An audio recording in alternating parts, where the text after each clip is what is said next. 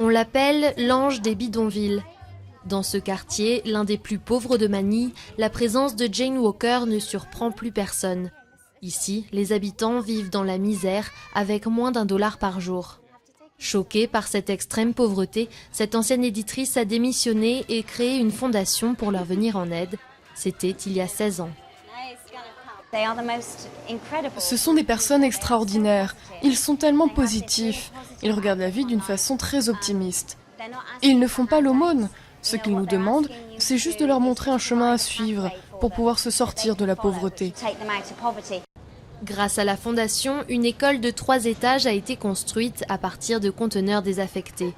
Ici, les mères apprennent à fabriquer des accessoires de mode qui sont ensuite vendus à l'étranger. Elles utilisent de vieux magazines, des paquets de chips et des canettes de soda qui leur sont envoyés, mais aussi toutes sortes de détritus trouvés dans les décharges avoisinantes.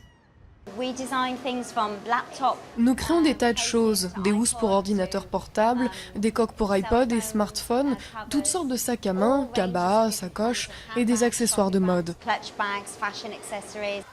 Les bénéfices aident à financer l'école où les enfants des bidonvilles ont un semblant de vie normale.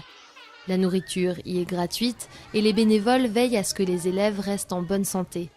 Le projet génère aussi des revenus pour les mères, mais il leur permet surtout d'avoir une meilleure image d'elles-mêmes. Pour Charlita Carceno, dont les 3 enfants sont scolarisés ici, la fondation a été une bouée de sauvetage. Cela nous a bien aidés pour nos besoins quotidiens comme le riz, la viande et le savon. C'est une aide considérable pour les mères au chômage.